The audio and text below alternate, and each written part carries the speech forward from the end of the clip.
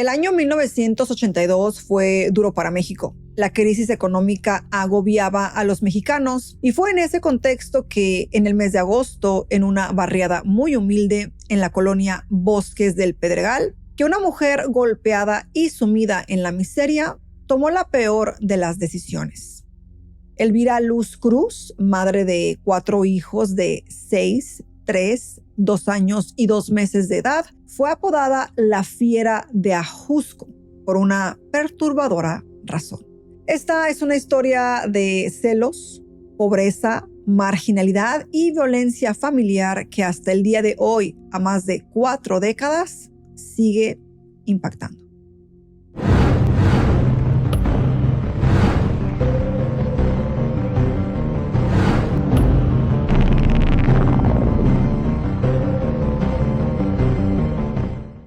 Hola a todos, ¿cómo están? Bienvenidos una vez más a su canal. Mi nombre es Jackie Hernández. Esta historia, como ya escuchamos con esta intro, es bastante fuerte, intensa, y a pesar de que debo mencionar que no existe justificación para los actos ocurridos en la misma, al final de conocer sobre esta historia y la vida de Elvira, me quedó un sabor de boca algo, no sé, amargo, y a la vez me dio un sentimiento de pena, de dolor. Como madre puedo llegar a entender el grado emocional y mental en el que se encontraba para llegar al punto al que llegó. De nuevo, no hay que justificar los hechos, pero es una de esas historias que nos deja pensando en que las cosas ocurrieron tal vez no porque era una persona mala, sino por la desesperación. Pero bueno, como siempre, ya saben que me gusta tomarme un momentito para invitarlos a que se unan a esta familia si aún no lo hacen suscribiéndose al canal, y también recordarles que pueden apoyarme y apoyar este contenido dejando esos deditos arriba, compartiendo y comentando. Ya tú sabes, todas esas cositas que tú puedes hacer del otro lado de la pantalla, que son gratis, no cuesta nada y a mí me ayudan muchísimo. En pantalla también les dejo mis redes sociales para que me sigan. Y ahora sí, pónganse cómodos y continuemos con la historia. Elvira Luz Cruz nació en 1954 en Milipillas, Michoacán. Era hija de un matrimonio humilde y en total eran 8 hermanos. Desde pequeña fue víctima de abusos y violencia familiar. Su padre era alcohólico y solía golpear a su madre. No obstante, quedó huérfana de padre a sus tan solo 9 meses. Sin un padre que saliera a trabajar y con tantas bocas que alimentar, la familia estaba sumida en la miseria. Elvira solo cursó el colegio hasta el primer año de primaria. Cuando cumplió 10 años, decidieron mudarse a la Ciudad de México. Pero sin dinero, los Luz se instalaron como paracaidistas en Lomas de Padierna. Los paracaidistas son básicamente personas que entran a las propiedades sin autorización. A los 13 años, Elvira tuvo que empezar a trabajar como empleada doméstica para generar ingresos. Pero las cosas no mejoraban. Tiempo después, la familia fue desalojada del predio y se trasladó a la colonia Arenal, donde vivía su hermano Roberto. Allí la joven vivió con su madre y su hermana Irene, quien también era empleada doméstica, y su hermana Teresa, viuda y con 3 hijos. Lamentablemente, su madre falleció al poco tiempo. Para ese entonces, Elvira inició una relación amorosa con Marcial Caballero. De este amor, la joven quedó embarazada. Pero sus sueños de formar una familia se hicieron literal trizas cuando su pareja le confesó que estaba casado. Si bien Marcial le prometió que se iba a hacer cargo de este niño y también que se iba a divorciar, Elvira se negó y se alejó de él. Dolida por la traición, la joven no le contó a nadie que esperaba un hijo y se propuso superar esta adversidad por sí sola, por lo que tomó otro trabajo como empleada doméstica y vivió en casa de su patrona hasta que nació su hijo Israel. Con su niño ya de 1 año apareció Marcial con el propósito de darle dinero y responsabilizarse del niño, pero Elvira volvió a rechazarlo y le negó los derechos sobre su hijo. Desde ese entonces eran Elvira e Israel contra el mundo, pero todo cambió cuando se cruzó en su camino Nicolás. Todo sucedió cuando una vecina le contó que la colonia Bosques del Pedregal en Ajusco estaba poblándose de paracaidistas y la invitó a acompañarla. En ocasiones organizaban reuniones para recaudar fondos para realizar obras públicas y fue en una de esas fiestas que conoció a Nicolás Soto Cruz. Rápidamente se hicieron novios y Nicolás le presentó con Eduarda, su madre. Luego la pareja se mudó a la casa que el joven había construido en el terreno de Elvira. Producto de esta relación, nació su primer hijo, Eduardo.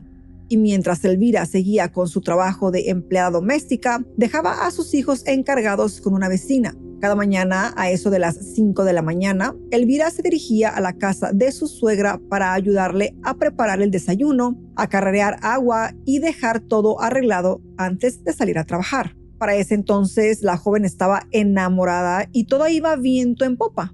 O bueno, eso parecía. Pero todo cambió cuando se embarazó de Marbella. Nicolás cambió por completo.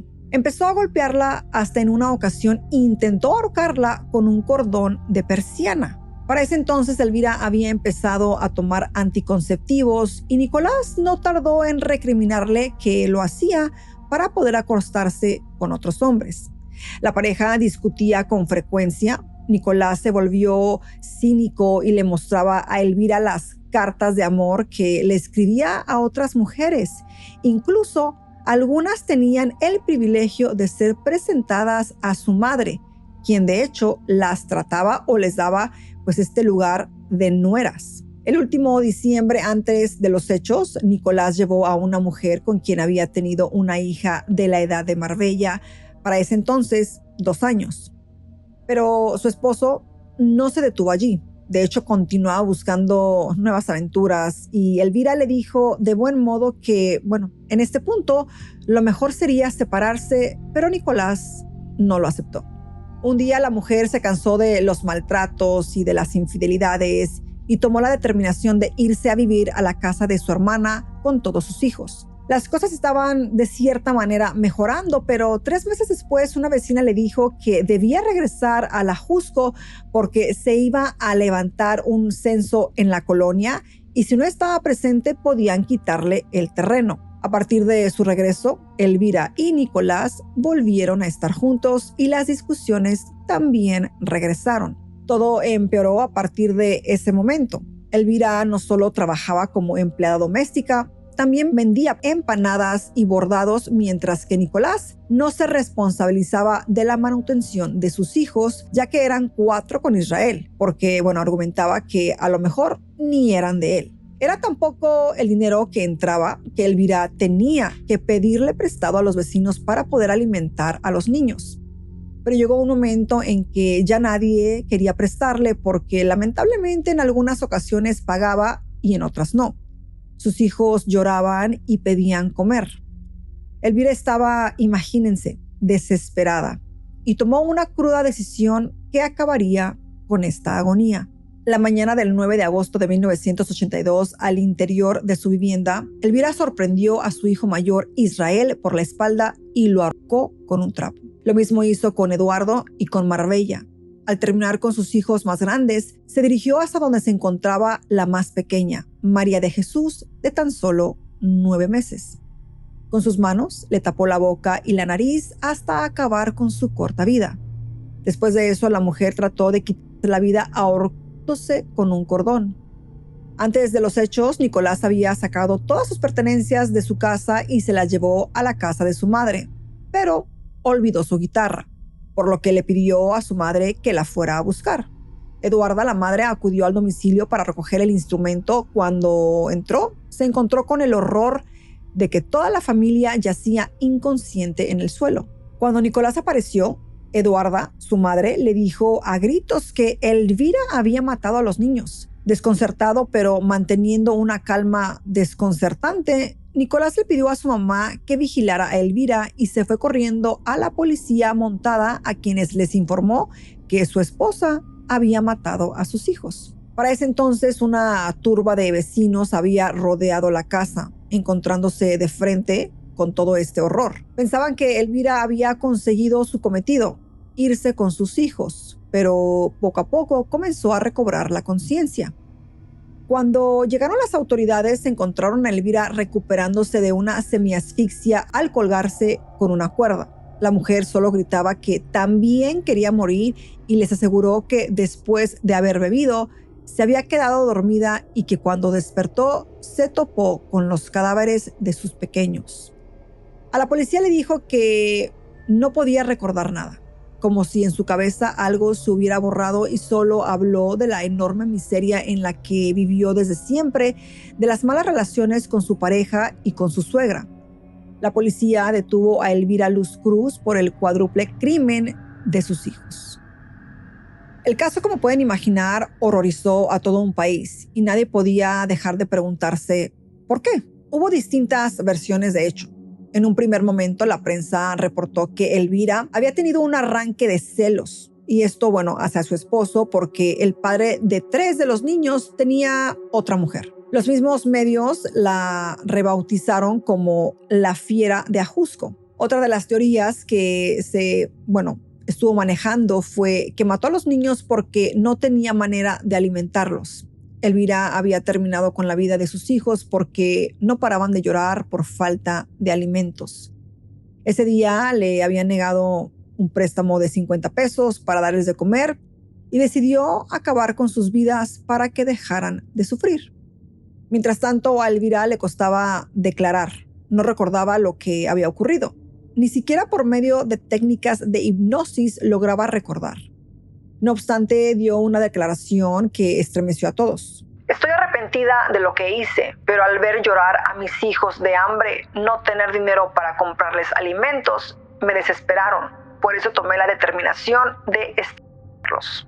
Lamentablemente, no me fui con ellos. Otra declaración de Elvira que puso en la mira a Nicolás fue la siguiente. Los verdaderos culpables se encuentran libres. Por un lado, me arrepiento de lo que hice, pero por otro no, ya que los quité de sufrir y pasar hambres. La violencia de Nicolás se había extendido a los niños, en especial a Israel. Y como pueden imaginarse, esto es porque, ellos creían o aseguraban que él era el consentido de Elvira, ya que según él le recordaba a su primer amor. Hay que tener en mente que Israel no era hijo de Nicolás. Nicolás y Eduarda golpeaban con frecuencia al niño de este otro padre, pero al parecer no era solo a él. A Eduardo también lo maltrataban. En una ocasión, Elvira encontró al niño con una herida en la cabeza y Nicolás aseguró que estaban jugando y, el niño se había caído y de esta manera se habría lastimado. Pero en cuanto su padre salió, el pequeño le dijo en voz baja que había sido su padre quien lo lastimó. Por otro lado, su suegra la tenía amenazada. Si hacía algún comentario con los vecinos sobre los maltratos que ocurrían puertas adentro, Elvira iba a recibir grandes consecuencias. Elvira no podía desahogarse con nadie, ni con sus hermanos, ni con nadie que la visitara, porque de hecho cuando la visitaban siempre había algún miembro de la familia Soto vigilándola. Tampoco tenía sentido quejarse con la policía montada porque los policías eran amigos de su esposo. Elvira aseguró que tampoco podía irse de ese infierno porque no tenía dinero y tenían secuestrado a Eduardo, su hijo mayor, con Nicolás. Cuando el niño se escapaba para ver a su madre, Eduarda iba por él y se lo llevaba a punta de varazos. De nuevo, sin el afán de justificar el múltiple homicidio, organizaciones feministas apuntaron que Elvira era una víctima de un sistema social que no había garantizado las condiciones óptimas para que ella, siendo una mujer que vivía en la marginalidad, pudiera tener una maternidad digna. Elvira se vio acorralada por el entorno violento al que la sometió su suegra y su esposo, quien no cargaba con el peso de la desesperación que sufría la madre y no proveía recursos para mantener a su familia. La desgarradora vida que tuvo que soportar antes de los hechos no fue suficiente para evitar que, en enero de 1984, Elvira fuera declarada culpable y sentenciada a 23 años de prisión. En noviembre de ese mismo año, el tribunal modificó la sentencia a 28 años. Elvira estuvo tras las rejas durante 10 años y 11 meses. El 9 de julio de 1993 fue liberada por su buena conducta y gracias al trabajo de sus defensores, quienes encontraron decenas de irregularidades en la condena. Durante el tiempo que ella estuvo en prisión, Elvira hizo lo que no pudo en libertad. Logró concluir sus estudios de primaria, cursó la secundaria y el bachillerato, y también tomó clases de mecanografía e inglés. Aunque se volvió a casar, Elvira no tuvo más hijos. Por su parte, Nicolás enfermó y hasta donde se sabe, se ganaba la vida como cantante callejero. No se casó ni volvió a tener hijos. Eduarda, la madre de Nicolás, terminó diabética y ciega. Desde mi opinión muy personal y cero profesional, Elvira es culpable del crimen, es evidente, pero también lo es la falta de educación, de oportunidades y el machismo profundo que la persiguió toda su vida. Esta mujer que no había tenido acceso a la educación, a un trabajo, a un sueldo digno, que tenía una pareja que la golpeaba y la explotaba, siendo también apoyada por su madre, fue víctima de una tragedia que la llevó a cometer otra. ¿Ustedes qué opinan sobre este caso? ¿Elvira es la única culpable de este crimen? ¿Creen que tal vez otras personas sean culpables de manera indirecta? Me gustaría leerlos en los comentarios. Como les decía al principio del video, esta historia me deja con ese sabor muy amargo porque el amor de madre de Elvira pudo llegar a ser tan grande, pero también su ignorancia y la falta de educación y todo que la llevó a cometer esta tragedia en su mente, tal vez trastornada, dolida, desesperada, un acto de amor. El no poder ver más a sus hijos sufrir por hambre, pedirle comida a ella y ella no poder ofrecerles nada. Esta mujer llegaba a pedir prestado, esta mujer tenía 2 trabajos, esta no era una mujer que era alcohólica, esta no era una mujer que no trabajaba. No hay justificación para lo que hizo. Creo que hay otras maneras de tratar de resolver esta situación, pero yo trato de ponerme en los zapatos de la mujer y trato de entender que estaba en un momento de desesperación total, abusada, golpeada, sufriendo, marginalizada, humillada, sin acceso a recursos económicos. Es una historia muy, muy triste. Esos pequeñitos no tenían la culpa del padre, ¿no? Que tenían un hombre irresponsable, un hombre que engañaba a su esposa, un hombre que de hecho le llegó a decir que los anticonceptivos eran porque ella quería estarse acostando con otros hombres, el machismo y demás. Cuando no se tiene el apoyo correcto, la educación, la información, puede llegar a ser muy, muy dura la maternidad y el tratar de ser la mejor madre, o sea, puede llegar a causar este tipo de situaciones, ¿no? De nuevo, no hay justificación para lo que hizo Elvira. Creo que nadie merece que se le arrebate la vida. En la mente de ella, ver a sus hijos sufrir por hambre fue más fuerte que el tratar de buscar otras opciones en otros lados. Y solamente ella sabe qué pasó por su mente. De nuevo, una historia que tiene un final triste. Pequeñitos inocentes pierden la vida a causa de todas las circunstancias que rodeaban la vida de Elvira. ¿Ustedes qué opinan acerca de esta historia? ¿Qué sabor les deja en su corazón? ¿Qué sabor de boca tienen ahora? ¿Creen que Elvira era una mala mujer o creen que simplemente fue la desesperación la que la llevó a cometer algo que tal vez, obviamente, como ella lo dice, está arrepentida y en ese momento no tuvo en su mente otra salida? Los quiero leer en los comentarios, por favor, háganlo con respeto. Ya saben que estas historias no nos pertenecen ni a ustedes ni a mí, así que, de nuevo, los invito a que comenten y comencemos una conversación ahí. Y bueno, si llegaron al final de este video, les recuerdo que pueden dejarme el emoji que ven aquí. El emoji que ven aquí en pantalla les dejo mis redes sociales para que me sigan. Eso es todo por hoy. Cuídense, cuiden a sus niños y si necesitan ayuda profesional, búsquenla. Si necesitan hablar con alguien, háganlo. No se queden las cosas calladas. Busquen ayuda cuando sea necesario. Les mando un beso y nos vemos en un próximo video.